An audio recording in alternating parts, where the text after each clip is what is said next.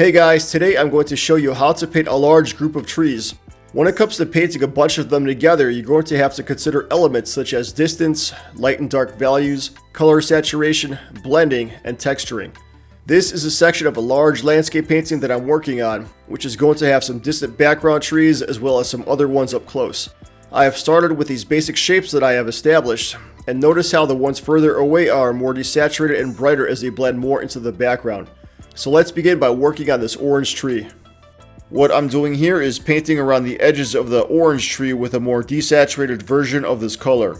The reason why is because I want the edges of this tree to be less prominent so that they could bring out more of the middle of the tree, making it look more three-dimensional by making it look more round as well as better integrated with the surrounding trees. When you have a group of trees together, you're not going to have sharp boundaries between each of them.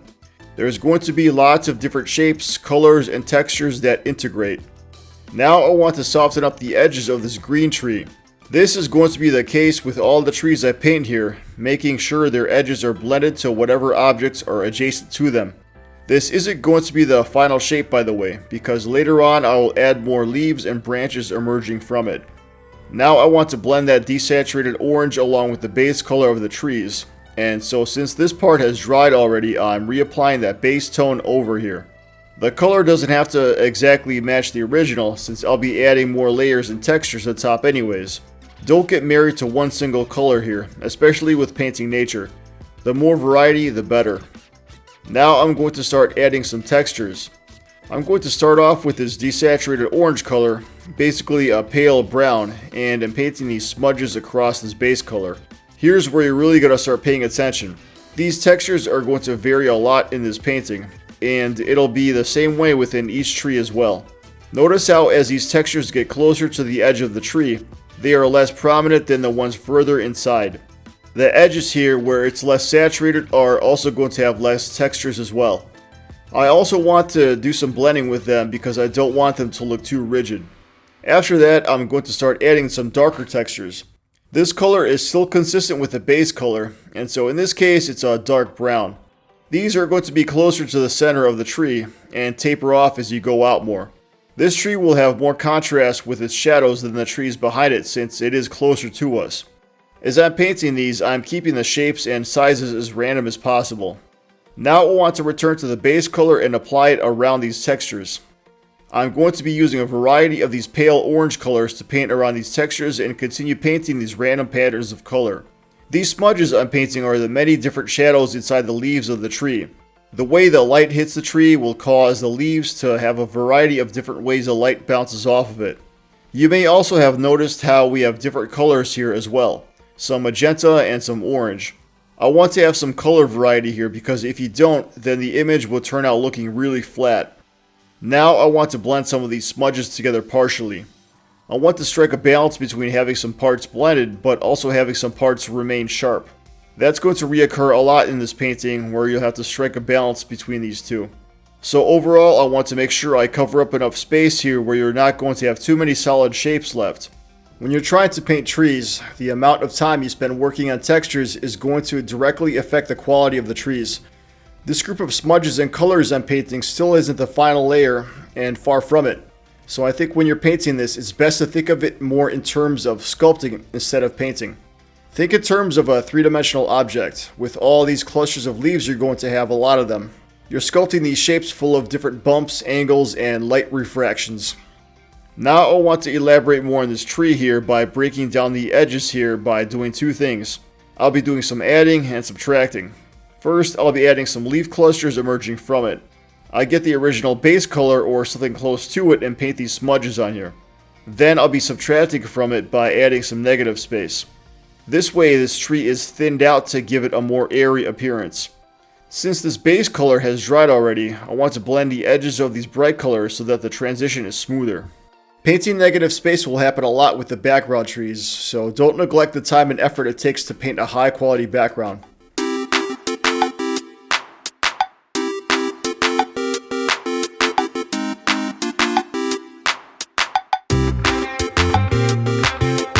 Now I want to add the textures here just like I did with the orange tree, except this time the contrast will be less dramatic. This tree is more distant, and so the range of light and dark values is going to be more narrow. Pay more attention to how dark or light your mixtures are, because the margin of error is smaller. I also want to add some of the textures to where the orange tree meets the edge of this green one. I want to have a small amount of texture here, but not as much as the other places. I also want to make sure this part has a good amount of blending. I want to keep the edge of this orange tree more blended and more desaturated than the rest of it. Even though I want this area to have a misty appearance to it, I still want to have a decent amount of texture and color variation because otherwise it'll end up looking flat and uninteresting. Now I want to finish off these textures in this green tree by doing a small amount of blending. Just like with the other tree, I don't want these smudges to look too rough and jagged, so I'm just going to reapply the original base color and blend it with the adjacent ones. And now I want to add some more negative space here inside these solid shapes. When it comes to painting landscapes, rarely will you have any areas that have any actual solid shapes. You're going to have lots of different texturing and color and light variation. You're also going to be doing both adding and subtracting from the original shapes. It's best to wait for the base color to dry first, so you can paint the negative space the exact color of the background. Then you can blend these colors together with the base color. Now let's go back to this orange tree to do some more texturing. I really want this tree to have a sense of realism, and so I want to make sure the texture and color variety here are on point. The more realistic you want to paint it, the more deliberate you need to be, where you pay close attention to all the details, like the shadows, the colors, and just everything that comes out of the tree. When it comes to whether the previous layer is dry, it's up to you to decide because you can do it either way. As long as you can lay out more color and texture, that's what counts. The important thing to think about is how your colors are going to add up when you're trying to paint the sharper details. And that's what's going to matter the most when you're painting the outer clusters of leaves that will be at the forefront. Okay, so now I want to start adding some outer clusters of leaves. Most of the previous layer is dry now, with the exception of some of those textures that I had just painted right now. That's okay because this orange color I'm using here will have some sharp detail in some places, and in some other areas it'll kind of blend into the background. This way the leaves will look more natural and organic. And also remember that it's important to strike the balance between having sharp detail and some blending as well. As you can see, I'm using some horizontal brushing, but not too exact, just enough to create this layout of how these leaves would appear in real life. Also notice how this orange color stands out from all the other parts of the background that I have established. These outer leaves are going to involve a richer palette of color, so they will be differentiated from everything else. I'm also making this orange mixture brighter in some places where I want the light to stand out more. Don't overdo the bright colors though, because it's easy to get carried away when you're painting the details. And besides, we're not even close to being done yet, so when it comes to painting, it's also important to show restraint. As you're painting this, remember what I had said earlier about thinking in terms of 3D. You're essentially sculpting these round objects with smaller objects inside of them. However, at the same time, don't paint anything too rigidly, but try to create these random patterns of clusters. So as you paint these leaves and get closer to the edge of the tree, try to make them less prominent here because I want them to draw the most attention to the center of the tree, where you'll have the most contrast and sharpest detail. Okay, now let's take a break from that and work on some more negative space here. I don't feel like I added enough of that here, and so I want to break down some of these more solid shapes here. This is something else to remember, that it's important to take breaks from painting the same area and see what other parts that you can improve upon. If you spend too much time in one area, your eyes may get tired of looking at the same thing and could lead to fatigue. Notice how this painting is starting to take shape, how all that blending we did earlier is making those background trees come together. Okay, break's over and let's come back to this tree. Now I get my smallest brush for the fine details and start to add some sharper detail on top of the leaf clusters. The orange leaves I just painted are still wet, so I'm carefully brushing here, doing some partial blending but also preserving some sharpness. Just like I said earlier, keep creating these random patterns, but pay attention to the overall shapes you're creating. Notice how your painting is creating any trends or patterns and make sure they don't look too rigid. After that's done, I clean the brush and come back with it to do some blending. What I want to do now is do some partial blending with some of these leaf clusters. I want to blend some of them into the background because when you have all these sharp details on here, the painting will look too rigid.